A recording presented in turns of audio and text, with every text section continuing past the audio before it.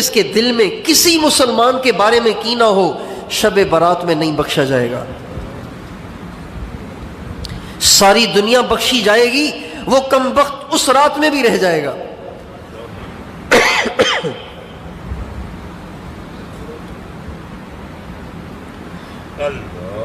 اللہ کرے 15 شعبان کی رات سے پہلے پہلے ہم کینے سے توبہ کر لیں، اوروں سے بھی کروائیں، سب کو بتائیں.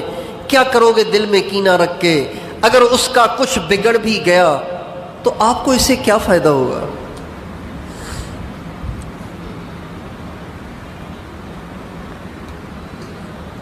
اس نے آپ کے ساتھ زیادتی کی ہے، آپ اسے معاف کر دیں، درگزر کر دیں.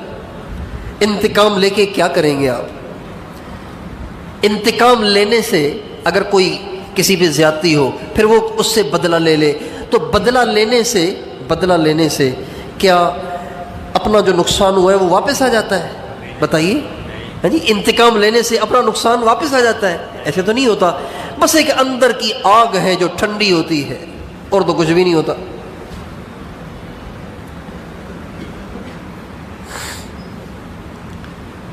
ہمارے نبی کے بارے میں حدیث میں آتا ہے من تقام لنفسہ، ہمارے نبی نے ساری زندگی کبھی کسی سے انتقام نہیں لیا، کبھی کسی سے انتقام نہیں لیا. آپ کے ساتھ کیا کچھ ہوا، لوگوں نے کیا کچھ کیا آپ کے ساتھ، کتنی زیادتیاں کیں، کتنی اذیتیں دیں، کتنا آپ کا دل دکھایا، کتنی آپ کی دل آزاریاں کیں. مارنے والوں نے مارا، دھکے دینے والوں نے دھکے دیے، بے عزتی کرنے والوں نے بے عزتیاں کیں. آپ نبیوں کے امام ہیں، نبیوں کے سردار ہیں، لیکن آپ نے کبھی اس تک بھی نہیں کہا کسی کو.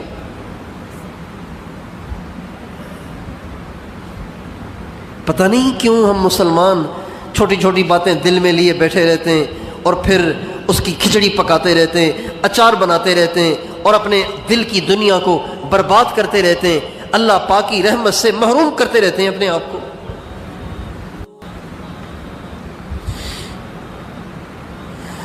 چھوٹی چھوٹی باتوں پہ، بڑی بات بھی نہیں، چھوٹی چھوٹی باتوں پہ. ایک رشتہ دار دوسرے رشتہ دار سے اس لیے ناراض ہو گیا کہ جی اس نے جو بیٹے کی شادی کی نا، اس میں جو کارڈ تقسیم کی اس میں میرا نام آخر میں کیوں لکھا تھا؟ ارے اللہ تیرا بھلا کرے، تو آخر میں لکھنے سے تو چھوٹا ہو جائے گا یا اوپر لکھنے سے بڑا ہو جائے گا؟ یہ کوئی بات ہے ناراض ہونے کی اور دل میں بغض رکھنے کی؟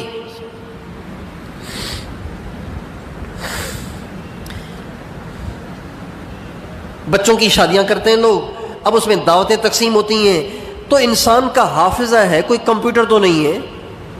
بعض قریبی یاد نہیں آتے اور دور والے یاد آ جاتے ہیں. اب کسی قریبی دوست کو کارڈ نہیں ملا، اس کو دعوت نہیں دی، اب وہ اسی کی کھچڑی بنا رہا ہے کہ مجھے تو دعوت ہی نہیں دی، ہمیں تو اپنا ہی نہیں سمجھتے، لہذا وہ دل میں بغض لیے بیٹھا ہوا ہے. چھوٹی چھوٹی باتوں پہ ہمارے نبی نے فرمایا کینہ پرور کی دعا اللہ قبول نہیں کریں گے، کینہ پرور کی اس رات میں بخشش نہیں ہوگی. میں بھی آپ بھی اس کی نیت کریں، ابھی یہیں اسی مجلس میں اپنے دل سے سارے مسلمانوں کے لیے کینے کو صاف کر دیں. کرتے ہیں آپ؟ کون کون اپنے دل کو صاف کرتا ہے؟ اچھا، یوں صرف ہاتھ اٹھانے سے صاف نہیں ہو جائے گا، کینہ نکالنا بڑا مشکل کام ہوتا ہے. یہ کوئی جیب کے پیسے نہیں ہیں آپ نکال کے اسے پھینک دیں، یہ دل کی ایک کیفیت ہے، یہ تو انسان کے بس میں نہیں ہوتی. اس کو نکالنے کا طریقہ یہ ہے کہ جس کے بارے میں آپ کے دل میں کینہ ہے نا، ایک تو اس کا نام لے کے دعا کریں اور اس کو کوئی ہدیہ بھیجیں، اچھا خاصا ہدیہ بھیجیں.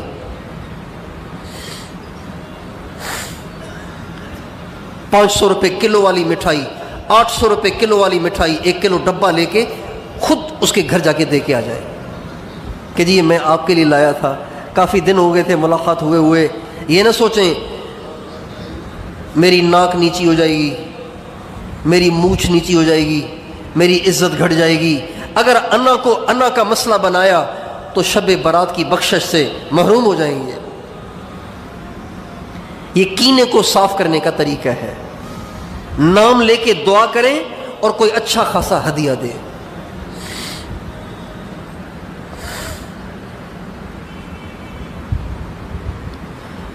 تو کینہ پرور کی دعا اللہ قبول نہیں کریں گے، اس کی بخشش نہیں ہوگی۔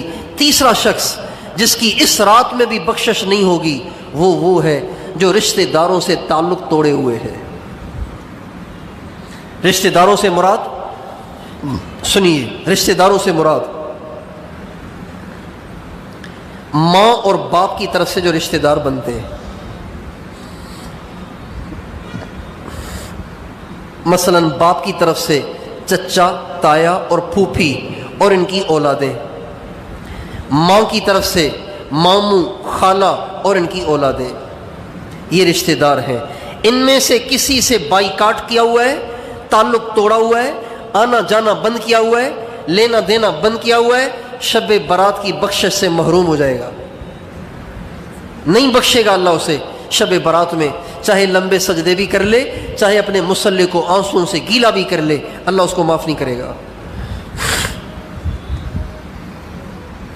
اس لیے اگر ہم میں سے کوئی اپنے رشتہ دار سے ٹوٹا ہوا ہے، اللہ کے واسطے آپ اس کے پاس جائیں، اپنی انا کا مسئلہ مت بنائیں، بے شک وہی قصوروار ہو، اس کو آنا چاہیے نا معافی مانگنے کے لیے، قصوروار بے شک وہ ہو، پہل آپ کریں، اللہ آپ سے راضی ہو جائے گا۔ ایک عجیب واقعہ مجھے یاد آ گیا، حضرت امام حسین اور حضرت محمد بن حنفیہ، یہ دونوں بھائی ہیں آپس میں، حضرت علی کے دونوں بیٹے ہیں، امام حسین تو حضرت فاطمہ سے ہیں اور حضرت محمد بن حنفیہ یہ حضرت علی کی ایک اور بیوی سے ہیں، اور وہ حضرت علی کی وہ بیوی سندھی تھی۔ کبھی سنا ہے آپ نے یہ؟ ہاں آج سن لیں، حضرت علی کی وہ بیوی سندھی تھی، سندھ کی رہنے والی تھی، ان سے ہیں یہ محمد بن حنفیہ۔ یہ میں نہیں کہہ رہا ہوں، یہ حضرت مخدوم محمد ہاشم ٹھٹوی رحمۃ اللہ علیہ ہمارے سندھ کے بہت بڑے محدث گزرے، جیسے ہندوستان میں محدث گزرے حضرت شاہ ولی اللہ رحمۃ اللہ علیہ، یہ انہی کے زمانے کے، انہی کے پائے کے محدث ہیں۔ انہوں نے لکھا ہے کہ حضرت محمد بن حنفیہ کی جو ماں تھی وہ سندھ کی تھی، حضرت علی کی اہلیہ۔ تو محمد بن حنفیہ اور امام حسین، ان دونوں کے درمیان تھوڑی سی رنجش ہو گئی، کسی بات پہ رنجش ہو گئی۔ 3 دن گزر گئے، جب 3 دن پورے ہوئے تو حضرت تیسرے دن حضرت محمد بن حنفیہ نے حضرت امام حسین کو پیغام بھیجا، خط بھیجا اور کہا، بھائی جان، اللہ کے نبی کا ارشاد ہے کہ 3 دن سے زیادہ جدائی نہیں ہونی چاہیے، 3 دن سے زیادہ جدائی ناجائز ہے، 3 دن سے زیادہ قطع تعلقی ناجائز ہے، حرام ہے۔ تو اب آج تیسرا دن ہے، تو 3 دن کے بعد تو گناہ شروع ہو جائے گا، تو میرا تو دل کر رہا ہے کہ میں آپ کو منانے آ جاؤں، لیکن میرا درجہ چھوٹا ہے، آپ کا درجہ بڑا ہے، آپ منانے آ جائیں گے تو یہ زیادہ مناسب ہے۔ اس سے پہلے کہ میں منانے آ جاؤں، آپ کو چاہیے کہ آپ اپنے رتبے کے لحاظ سے آپ مجھے منانے آ جائیں۔ جب حضرت محمد بن حنفیہ کا یہ خط امام حسین کو پہنچا، اسی وقت دوڑے آئے اور آ کے محمد بن حنفیہ کو منا لیا۔ سمجھ گئے نا آپ؟ حضرت محمد بن حنفیہ چاہتے تھے کہ میں مناؤں، لیکن کہتے تھے کہ جو جائے گا نا، پہل کرے گا، اس کو اجر زیادہ ملے گا۔ تو زیادہ اجر کا مستحق تو زیادہ درجے والا ہے نا، چھوٹے درجے والے کو زیادہ اجر ملنا چاہیے یا بڑے درجے والے کو زیادہ اجر ملنا چاہیے؟ بڑے درجے والے کو زیادہ اجر ملنا چاہیے۔ لہذا انہوں نے امام حسین سے درخواست کی کہ چونکہ آپ کا درجہ بڑا ہے، آپ آل رسول سے ہیں، آپ حضرت اللہ کے نبی کی بیٹی کی اولاد سے ہیں، لہذا آپ مجھے منانے آ جائیں، ایسے نہ ہو کہ یہ اجر میں کما جاؤں اور آپ پیچھے رہ جائیں، حالانکہ آپ کا درجہ بڑا ہے۔ چنانچہ امام حسین منانے چلے گئے۔ اس لیے ہمیشہ کے لیے اس بات کو ذہن نشین کر لیں کہ جب کبھی بھی اپنوں سے رنجشیں ہو جایا کریں تو پہل آپ کر لیا کریں، چونکہ پہل کرنے والے کا درجہ زیادہ بڑا ہے۔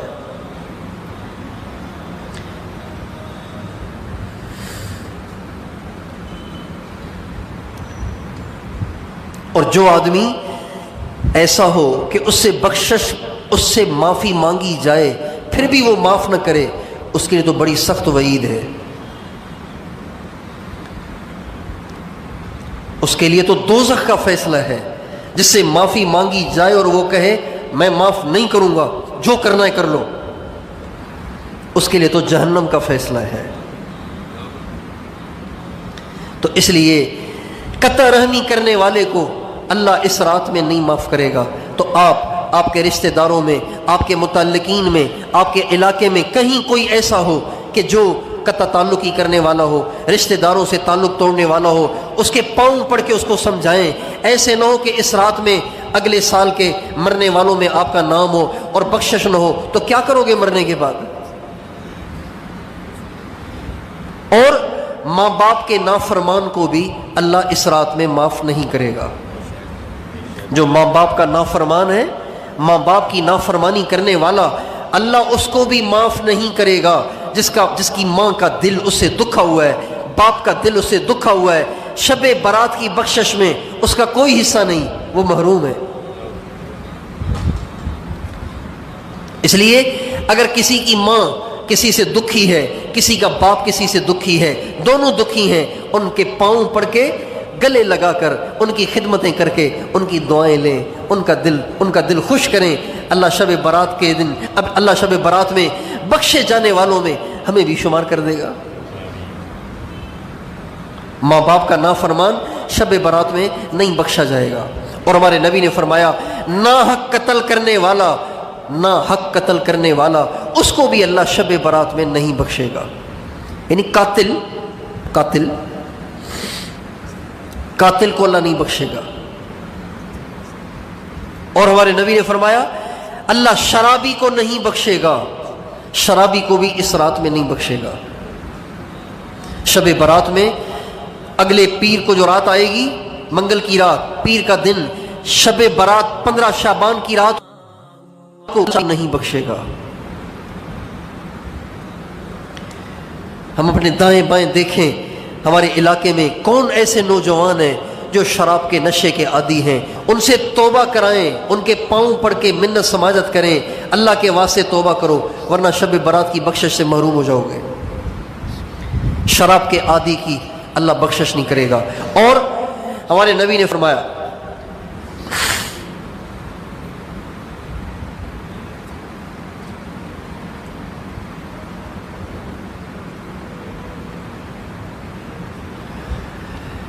اور ٹخنا ڈھانکنے والے کی بخشش نہیں ہوتی. اس رات میں ٹخنا ڈھانکنے والے کی بخشش بھی نہیں ہوتی. جس کی شلوار اس کے ٹخنوں پہ پڑ رہی ہو، اس کے ٹخنے ڈھکے ہوئے ہوں، مرد، عورت نہیں، عورت کے تو ٹخنے ڈھکے ہوئے ہونے چاہیے. جس مرد کی شلوار اس کے ٹخنوں تک جا رہی ہو، اس کے ٹخنے ڈھکے ہوئے ہوں، ٹخنے ڈھکنے کا وہ عادی ہو، اس کی بھی بخشش نہیں ہوگی. پتہ نہیں کیوں اس میں سستی کرتے ہیں، سمجھ میں نہیں آتی بات کہ دیندار لوگ بھی اس میں سستی کرتے ہیں. خواہ مخواہ پانچا نیچے جا رہا ہے، اچھا پھر کہو تو پھر ایک دم اوپر کر لیتے ہیں. بھائی آپ اتنی لمبی شلواریں کیوں سلواتے ہیں کہ آپ کے 5 ٹخنوں پہ پڑ رہے ہیں؟ آپ شلوار ہی چھوٹی سلوائیں. جب آپ کو شلوار چاہیے ہی اتنی کہ اس میں ٹخنے نہ ڈھکیں، تو لمبی شلوار سلوانے کا مطلب کیا ہے؟ ایک آدمی اتنی لمبی ٹوپی پہنے جو اس کے کانوں تک آ رہی ہو، پھر اس کو بل دے رہا ہو. بھائی آپ چھوٹی ٹوپی لے لیں، اتنی بڑی ٹوپی آپ لیتے کیوں ہیں کہ پھر اس کو بل دے رہے ہیں آپ؟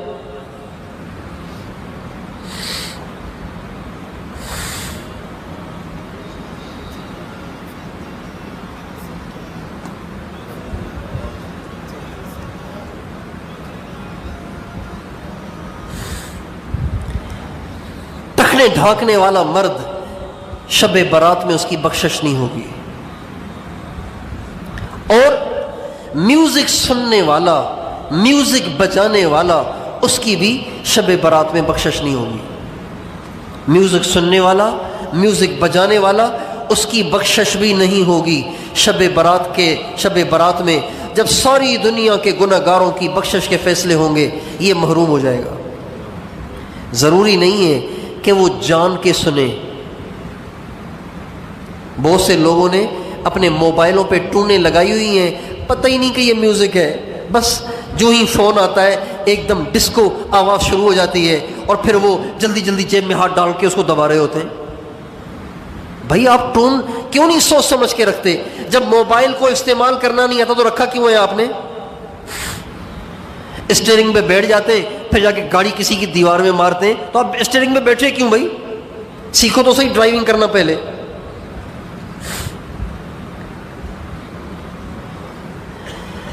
عام طور پر دیہاتیوں کو دیکھا ہے، دیہاتی ان پڑھ ایسے ایسے گانے انہوں نے لگائے ہوتے ہیں اور پھر نماز میں جلدی جلدی جیب میں ہاتھ ڈال رہے ہوتے ہیں بند کرنے کے لیے. اور بہت سے پڑھے لکھے لوگ بھی، دیندار بھی. ابھی ہم سفر میں تھے تو ایک ساتھی ہمارے ساتھ باشرہ آدمی، ماشاءاللہ دیندار آدمی، پکا نمازی آدمی، ایسا گانا بجنا شروع ہو گیا اس کے. میں نے کہا یار ٹون تو تبدیل کرو، کیا ہو گیا یار؟ گناہ نہیں سمجھتے کیا اس کو؟ یہ سب اس وعید میں داخل ہیں کہ یہ شب برات میں نہیں بخشے جائیں گے جو میوزک سنتے ہیں. اچھا، بہت سے پڑھے لکھے دیندار لوگ اپنے موبائل پہ ایک ٹون آتی ہے Nokia tone, Nokia tone, Nokia tone, اس کو وہ سادہ ٹون سمجھتے ہیں. وہ سمجھتے ہیں یہ تو بہت سادہ ہے، حالانکہ وہ بھی میوزک ہے. اس کو غور سے سنیں، یہ بھی میوزک ہے. نوکیا ٹون بھی میوزک ہے. میوزک کسے کہتے ہیں؟ ہر وہ آواز جو ہلتی ہو، اپ ڈاؤن ہوتی ہو، ہلتی ہو، اس کو میوزک کہتے ہیں. سیدھی آواز کو میوزک نہیں کہتے.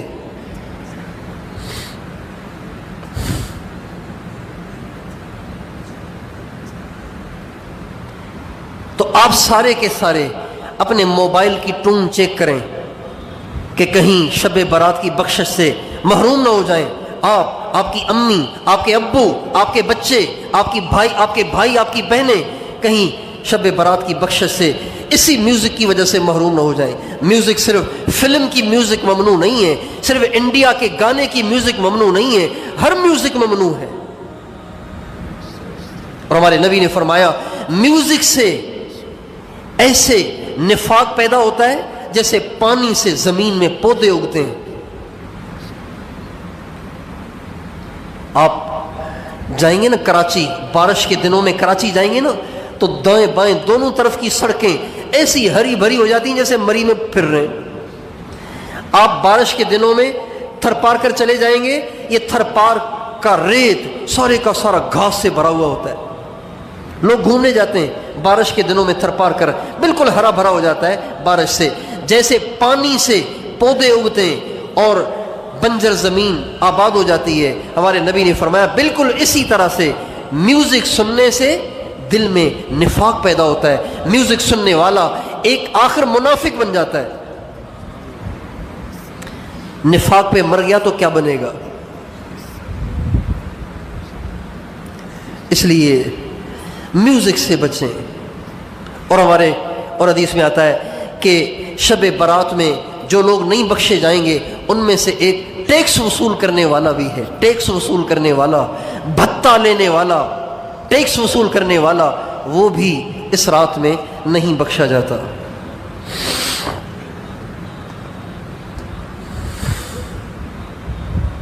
اور حدیث میں آتا ہے وہ پولیس والا جو حرام کاریاں کرتا ہو، حرام طریقے سے پیسے وصول کرتا ہو، حرام کام کرتا ہو، پولیس والا، وہ بھی شب برات میں نہیں بخشا جائے گا.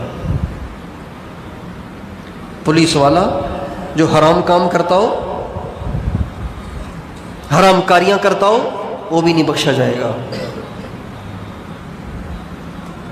تو اللہ تعالیٰ مجھے، آپ کو، ہم سارے مسلمانوں کو ان ساری باتوں سے بچائے جن باتوں کی وجہ سے شب برات کی برکتوں سے محرومی ہو جائے گی، بخشش سے محرومی ہو جائے گی. ہم خود بھی ان باتوں سے بچنے کی کوشش کریں، اوروں کو بھی ان سے بچائیں.